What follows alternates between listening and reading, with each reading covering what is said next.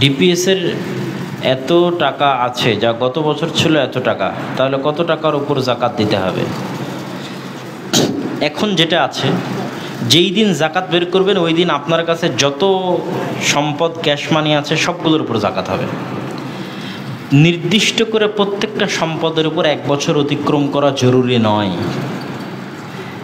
আমার নিসাব পরিমাণ সম্পদের মালিক হয়েছি, ঠিক 1 বছর পর আমি আবার নিসাব পরিমাণ সম্পদের মালিক আছি, এতটুকু দেখাই যথেষ্ট। এখন জাকাত বের করতে যাব, বের করার 1 মুহূর্ত আগে এসে বলতেছে যে ভাই ওই যে কী বলার নাম, আপনার যে গাড়িটা ভাড়ায় দেওয়া ছিল ওই গাড়ির 10,000 টাকা, তো ওই 10,000 টাকাও জাকাতের মধ্যে ঢুকবে। কিন্তু 1 সেকেন্ড আগে আসছে, এর উপর তো 1 বছর পার হয়নি, ওটাও জাকাতের হিসাবের মধ্যে ঢুকবে। নিসাব পরিমাণ সম্পদ হলে সকল জাকাতযোগ্য সম্পদের উপর জাকাত দিতে হবে।